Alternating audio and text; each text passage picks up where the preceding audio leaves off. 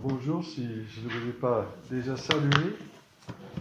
Donc pour aujourd'hui, je souhaite aborder le sujet de la croix et de la victoire du Christ sur le mal. On a parlé de plusieurs aspects de la croix dans les messages précédents. Mais peut-être commençons juste par lire quelques versets. Alors je vous demande juste d'écouter, parce que ce sont des versets dans des passages différents. Ce n'est pas la peine de chercher dans vos Bibles. On va d'abord écouter la parole de Dieu. Dans l'épître de Paul aux Colossiens, chapitre 2, le verset 15, il a désarmé toute autorité, tout pouvoir, les donnant publiquement au spectacle, quand il les a traînés dans son cortège triomphal après sa victoire à la croix. 1 Jean 3, verset 18, voilà pourquoi a paru le Fils de Dieu, pour détruire les œuvres du diable. Colossiens chapitre 1, le verset 20, et c'est par lui qu'il a voulu réconcilier avec lui-même l'univers tout entier, ce qui est sur la terre et ce qui est au ciel, en instaurant la paix par le sang que son Fils a versé sur la croix. Et dernièrement, un passage dans Apocalypse chapitre 21, le verset 5, qui parle de quand le mal sera complètement banni de l'univers. Voici le tabernacle de Dieu est avec les hommes, il habitera avec eux, et ils seront son peuple, et Dieu lui-même sera avec eux. Il essuiera toute larme de leurs yeux, et la mort ne sera plus. Il n'y aura plus ni deuil, ni cri, ni douleur, car les premières choses ont disparu. Et celui qui est assis sur le trône dit, voici, j'ai fait toutes choses nouvelles. Alors, après la lecture de ces quelques versets de la parole de Dieu concernant la victoire de Christ sur le mal, je vais introduire ce message tout simplement en disant que je souhaitais aborder ce sujet aujourd'hui parce que on a été, dans le message précédent, en train de regarder cette œuvre de Christ sur la croix. D'abord, on a commencé par l'évangile de Marc qui décrit l'événement historique de la croix de Christ et de sa résurrection. On a vu l'importance du fait que la croix est un événement historique, la résurrection est un événement historique, que ces événements ont eu des effets extrêmement puissants sur les disciples. D'abord, au moment de la croix, les disciples sont dans l'abattement parce qu'ils ne comprennent pas que le Messie devait mourir. Ils sont dans l'abattement, ils sont dispersés. Et ensuite, il y a l'événement de la résurrection, où les disciples sont étonnés, mais on voit que par la suite, ils ont cette conviction à toute épreuve que Jésus est vivant, ils sont prêts à aller jusqu'à la mort dans leur témoignage du Christ ressuscité. Et il n'y a que la résurrection du Christ qui peut expliquer cette transformation dans le cœur des disciples. Mais au-delà des événements dont on a parlé, la Bible et les évangiles nous donnent le sens de la croix.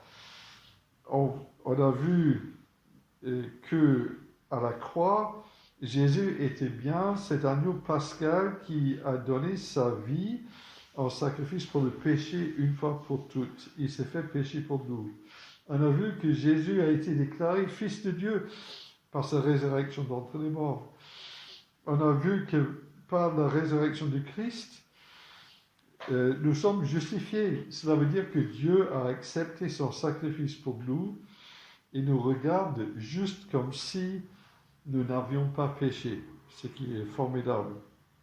Mais il y a cet autre aspect du sens de la croix de Christ. Donc je souhaite parler aujourd'hui. C'est la croix du Christ et sa victoire sur le mal. Donc je vais aborder ce sujet en 3 points. D'abord, bien souligner la réalité du mal. Vous allez me dire, il y a tellement d'exemples que cela ne sera pas très compliqué. Ensuite, je voulais vous parler de comment concilier l'amour de Dieu, la toute-puissance de Dieu et la réalité du mal. Il y a des personnes qui ont posé ça comme un problème philosophique. On va essayer d'avoir une réponse biblique à cela. Et dernièrement, je souhaite mettre en avant l'engagement total de Dieu contre le mal et en quoi la réponse de la croix est une réponse qui nous permet de combattre le mal de toutes nos forces et de toute notre énergie. D'abord, la réalité du mal. Nous pouvons difficilement nier que le mal existe. Bien sûr, il y a les atrocités d'Auschwitz pendant la Deuxième Guerre mondiale, il y a des enfants qui souffrent et qui sont pourtant innocents, il y a des catastrophes naturelles. Actuellement, nous avons des exemples très précis de cela, que ce soit le feu ou l'eau. Le mal qui est infligé par les hommes à d'autres hommes peut être compris comme étant lié au péché des êtres humains. Donc c'est plus facile à comprendre. Mais que dire du mal subi qui relève de la maladie, y compris génétique, des accidents et des catastrophes? Mais il y a un point important, ce mal n'est pas à comprendre comme un jugement de Dieu contre les péchés des personnes qui en sont victimes. Dans le livre de Job, Job a tout perdu et il s'indigne contre le mal. Ses amis disent que s'il est dans une telle situation, il a dû avoir commis un péché et que c'est Dieu qui le punit. Mais Job, il clame son innocence. Et c'est un homme très intègre et il avait raison. Et Dieu ne le condamne pas en disant « Job, tu as péché ». Jésus parle de cet aspect un peu aléatoire des événements de la vie dans Luc chapitre 13. Il cite un cas où des Galiléens ont été tués par Pilate quand ils ont fait leur sacrifice. Et Jésus dit « Pensez-vous que ces Galiléens ont subi un sort si cruel parce qu'ils étaient de plus grands pécheurs que tous leurs compatriotes ? Non, je vous le dis, mais vous, si vous ne changez pas, vous périrez tous, vous aussi. » Pareil, Jésus cite le cas d'une tour qui s'est effondrée dans la ville de Siloé. Il dit, croyez-vous qu'elles aient été plus coupables que tous les autres habitants? Et Jésus dit, mais vous aussi, si vous ne changez pas, vous périrez tous. Donc, on voit que le mal subi, ce n'est pas une punition des péchés. Dans les psaumes, beaucoup de psaumes sont des expressions de douleur et de souffrance. L'homme est ainsi invité à crier sa réalité à Dieu pour ensuite accueillir la réponse de Dieu. Le psaume 22 comprend comme référence à la mort du Christ et avec raison, mais on peut penser que le premier sens du psaume, c'est un cri du cœur d'un malheureux. Mon Dieu, pourquoi m'as-tu abandonné? Tu restes loin, tu ne viens pas me secourir malgré toutes mes plaintes. Mon Dieu, le jour j'appelle, mais tu ne réponds pas. La nuit je crie sans trouver de repos, un peu comme Job. Et ce cri du cœur est un cri qui est normal et il faut ce temps d'indignation avant de trouver, parfois après un certain temps, la réponse de Dieu. Job, après de longues souffrances, fait l'expérience de la rencontre avec Dieu, mais Dieu ne lui donne pas d'explication quant à la raison de ce qu'il a subi. Mais cela lui permet de reprendre pied. La Bible donc ne nie pas l'existence du mal, mais présente le mal comme quelque chose d'inacceptable dont il faut s'indigner. L'apôtre Paul lui-même, grand apôtre qu'il était, a souffert dans son corps. Il dit dans 2 Corinthiens 12, verset 7, que Dieu l'a éprouvé en lui donnant telle une écharde, donc une maladie. Et il dit qu'il a prié 3 fois le Seigneur de l'éloigner de lui. Mais la réponse de Dieu était « Ma grâce te suffit, c'est dans la faiblesse que ma puissance se manifeste pleinement. » Donc Dieu n'est pas indifférent à cette souffrance, mais il ne l'enlève pas toujours. Un autre aspect du mal, c'est de comprendre que le mal fait partie d'un monde qui n'est plus ce que Dieu avait prévu à l'origine. c'est la conséquence d'une malédiction, une conséquence de la chute. Romains chapitre 5, le verset 12 dit « Par un seul homme, le péché est entré dans le monde, et par le péché, la mort. Et ainsi la mort a atteint tous les hommes parce que tous ont péché. » Donc ce verset est connu.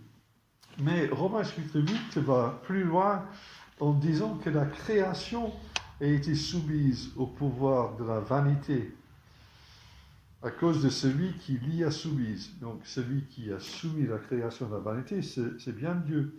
Peut-être la conséquence de la désobéissance, mais il y a quand même cela. Et que c'est Dieu qui a soumis la création à la vanité. Et donc il y a une puissance de corruption dans Romains chapitre verset 21 qui est en œuvre dans le monde, et cette création gémit dans les douleurs de l'enfantement. Et donc quelque part, il y a quelque chose qui s'est passé qui fait de sorte que le monde n'est plus comme décrit au début de Genèse, où Dieu a dit que tout est bon. Et cette chose qui s'est passée, c'est la chute. C'est la manière la plus simple de comprendre Romains chapitre 8. Nous ne comprenons pas tous les aspects de comment cela a fonctionné. Donc il y a un élément de mystère. Et je crois que c'est un mot que je vais utiliser sûrement à plusieurs reprises. Un mystère, c'est quand la parole de Dieu dit quelque chose et on ne peut pas comprendre complètement le fonctionnement, mais on accepte que c'est quelque chose que Dieu nous dit qui est vrai. Et cela fait partie du témoignage de la parole. Et c'est important de reconnaître qu'il y a des choses qu'on ne peut pas expliquer complètement. Mais le fait que la création soit soumise à la vanité, cela inclut toutes sortes de maladies, peut-être des virus comme le Covid, des catastrophes.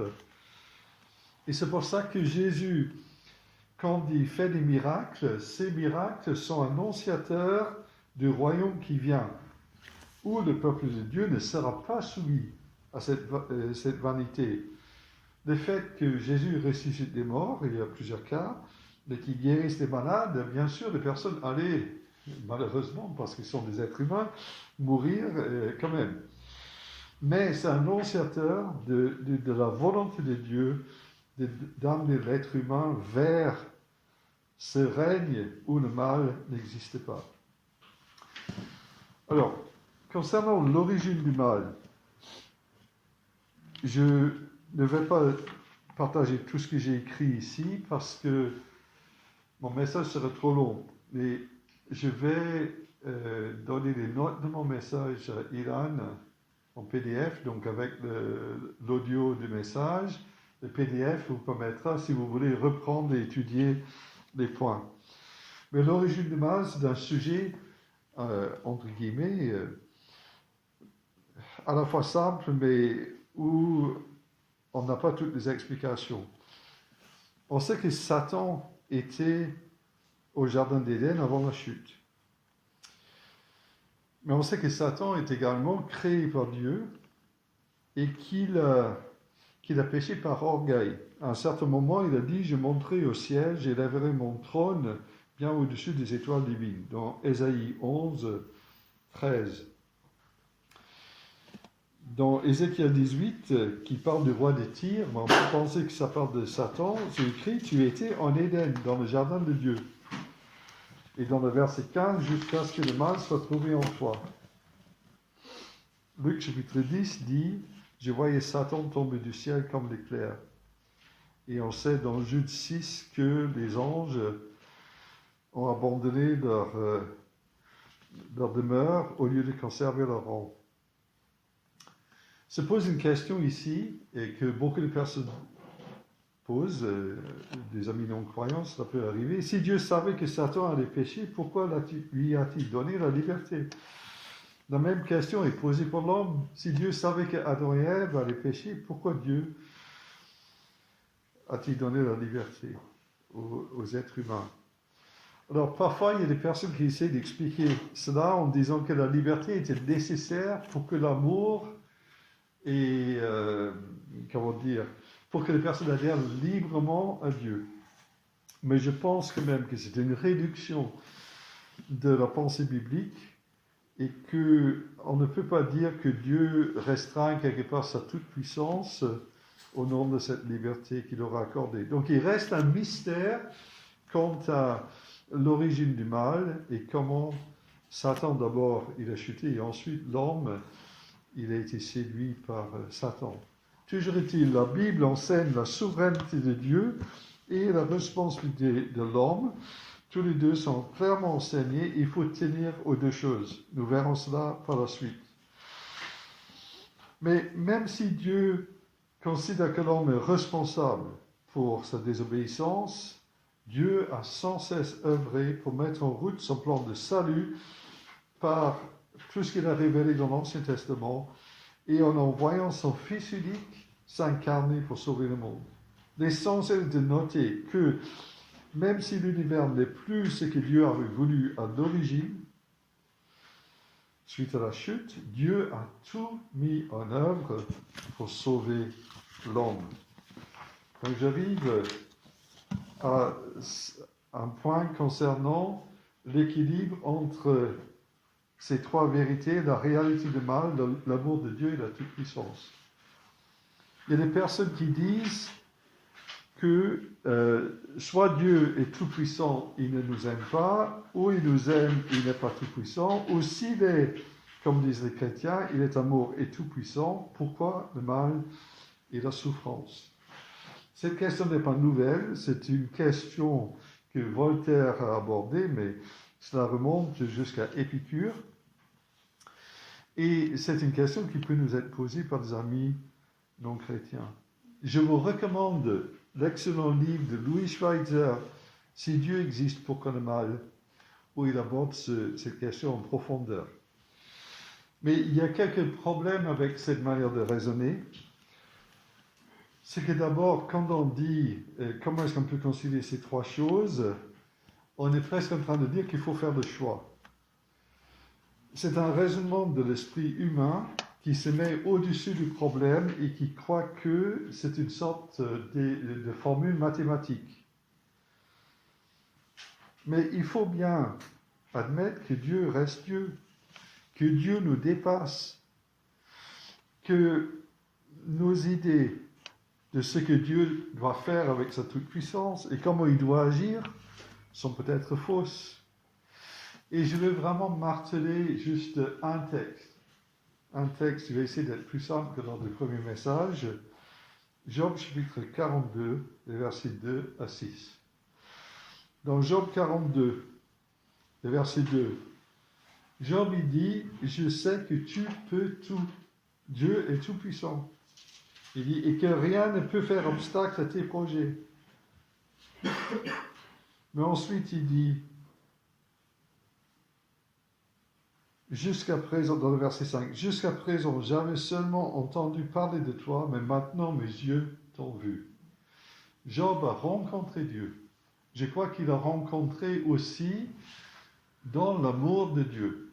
Ce qu'il a compris, c'est l'amour de Dieu. Donc, dans ce texte, il y a la toute-puissance de Dieu, il y a l'amour de Dieu, et on ne peut pas dire que Job n'était pas coutumier de la souffrance et de la réalité du mal. Et donc, dans l'expérience de Job, il y a à la fois le fait qu'il reconnaît que Dieu est Dieu, qu'il est tout-puissant, qu'il reconnaît que Dieu est amour, et en même temps, il reconnaît la réalité de sa souffrance. Ces trois choses sont là en même temps. Ce qui est intéressant, c'est que Job se place comme une créature en face de son créateur.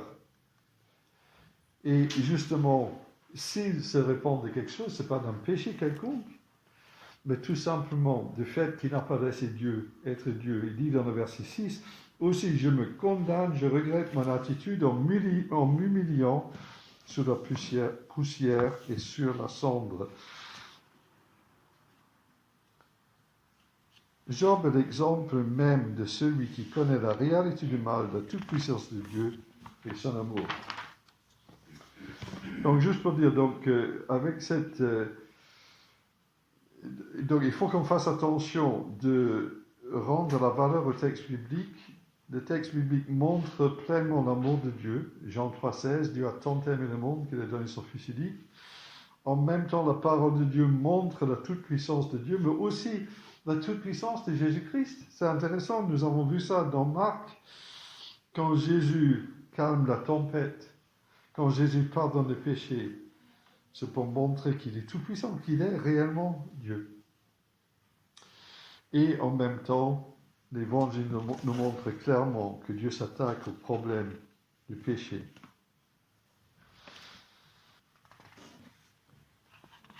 Alors, peut-être sur le dernier point de cette présentation concernant l'amour de Dieu et la toute-puissance, je prendrai le dernier point quelques instants. Si Dieu existe et s'il est amour, comme disent les chrétiens, pourquoi le mal et la souffrance? La Bible nous donne une réponse claire à cela. Le mal et la souffrance, c'est une conséquence de la chute. Je l'ai déjà dit un peu plus tôt dans le message. Romains chapitre 8, verset 20, que la création était soumise à la vanité. Que cette vanité, ça correspond à ce qu'il dit dans l'Ecclésiaste.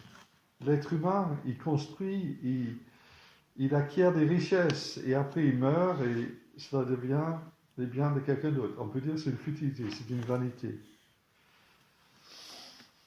Avant la chute, il est écrit que tout ce que Dieu a créé était bon.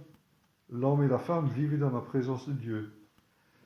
Et par la désobéissance de l'être humain, il y a maintenant cette séparation avec Dieu, cette aliénation, cette séparation qui également est impliquée par la mort spirituelle et la mort physique.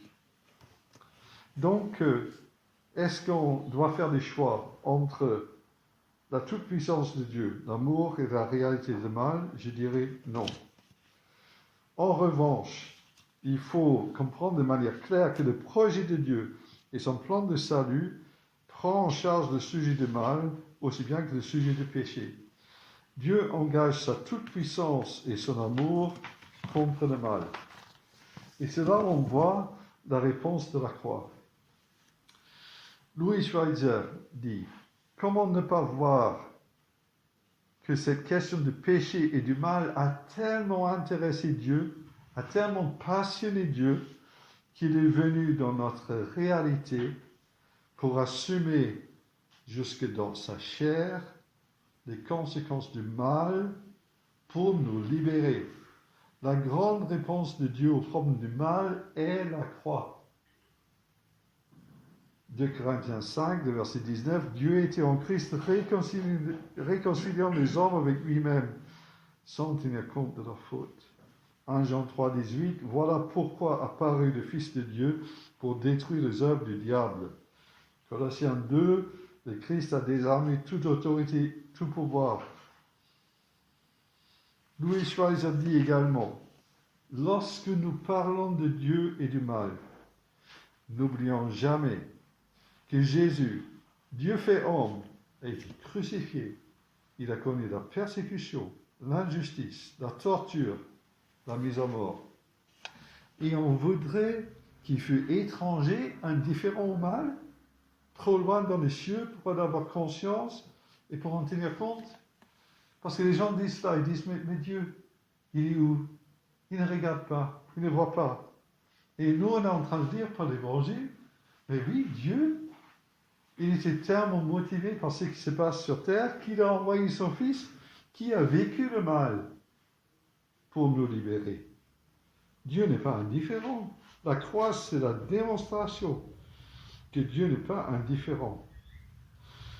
La croix, qui est le lieu de la rencontre décisive entre Dieu et le mal, ne peut être séparée de la résurrection. Si le vendredi saint, Dieu subit visiblement le mal des hommes, le jour de Pâques, c'est la preuve de sa victoire. Hébreux chapitre 2 montre que le Christ devait connaître toute la souffrance humaine pour être un grand prêtre capable d'intercéder pour nous. Un grand prêtre, c'est quelqu'un qui se tient entre nous et Dieu. Et il connaît exactement les souffrances, car puisqu'il a lui-même été éprouvé dans ce qu'il a souffert, il peut secourir ceux qui sont éprouvés. Un petit mot sur la mort. À la croix, le Christ a payé le prix des péchés. Et dans 1 Corinthiens 15, verset 56, on peut lire, le dard de la mort, c'est le péché. Et le péché tire sa force de la loi, mais loué soit Dieu qui nous donne la victoire pour notre Seigneur Jésus-Christ. Aujourd'hui, nous pouvons nous savoir pardonnés. Il n'y a aucune condamnation pour ceux qui sont en Christ Jésus. Mais lorsque nous serons ressuscités, nous serons transformés. Et dans 1 Corinthiens 15, verset 50, ce qui est corruptible ne peut avoir part à l'incorruptibilité, mais nous serons transformés. Ce corps corruptible doit revêtir l'incorruptibilité. Et là, dans ce passage, on dit la victoire totale sur la mort a été remportée. Ô mort, qu'est devenue ta victoire? Ô mort, où est ton dard? Donc, même la croix apporte la réponse par rapport à la mort, même si on doit passer par la mort. Nous savons que nous ressusciterons avec le Christ. La croix a également des implications cosmiques. Dans Romains chapitre 8, Dieu a donné une espérance à la création elle-même, qu'elle sera délivrée de la puissance, de la corruption. Henri Blocher a dit, le règne qui est aujourd'hui englobe mystérieusement le mal, alors que le règne qui vient l'expulse. Je redis ça. Le règne qui est englobe mystérieusement le mal, le règne qui vient l'expulse. La souffrance et le mal ne sera plus. En conclusion, quelle leçon pour nous? Nous devons être dans le combat contre le mal. Dans le combat contre le mal qui nous touche, parce que le mal est réel. Nous devons crier, si on est dans la souffrance, verbaliser, l'exprimer devant Dieu. Surtout ne pas condamner les personnes qui crient leur douleur. Il ne faut pas faire comme les amis de Job, qui essayent de dire, attends, tu as dû faire un truc, et donner des conseils un peu trop vite. Laissez les personnes dire leur cœur devant Dieu. Comprendre aussi peut-être que Dieu utilise l'épreuve en tant que chrétien pour nous former. Comme l'apôtre Paul, il a demandé à Dieu d'enlever les chardes et Dieu lui a donné une réponse. Dieu va donner une réponse si on passe par la souffrance. Mais également, on doit comprendre que Dieu, dans son grand amour, a mis en œuvre sa toute-puissance contre le mal. La croix est à la fois la plus grande expression de l'amour de Dieu et de sa haine du mal. Accueillant avec foi le salut en Jésus-Christ, mais également l'espérance de la résurrection, la victoire de Dieu sur la mort et cette nouvelle vie dans son royaume où il n'y aura pas de mal. Mais en attendant, dans cette vie, luttons contre le mal sous toutes ses formes, car cela rejoint l'action de Dieu en Jésus-Christ. D'abord, la lutte contre le mal en nous, en accueillant l'action du Saint-Esprit pour déraciner ce mal de notre cœur et de nous transformer, mais aussi lutter contre la souffrance sous toutes ses formes, que cela soit dans le domaine médical, en aidant les personnes qui ont besoin, je pense au travail de Françoise avec les handicapés, en aidant les pauvres, en aidant les démunis, en luttant contre les structures d'injustice, en aimant son ennemi comme le Christ l'a demandé. Dernièrement, n'oublions pas d'avoir confiance en la souveraineté et la bonté incompréhensible de Dieu. Romains 8, 28, nous savons en outre que Dieu fait concourir toutes choses au bien de ceux qui l'aiment et de ceux qui ont été appelés conformément au plan divin. Et dans le verset 37 à 39, nous pouvons lire, « Mais dans tout cela, nous sommes bien plus que vainqueurs par celui qui nous a aimés. Oui, j'en ai l'absolue certitude. Ni la mort, ni la vie, ni les anges, ni les dominations, ni le présent, ni l'avenir, ni les puissances, ni ce qui est en haut, ni ce qui est en bas, ni aucune autre créature, rien ne pourra nous arracher à l'amour que Dieu nous a témoigné en Jésus-Christ, notre Seigneur. Amen.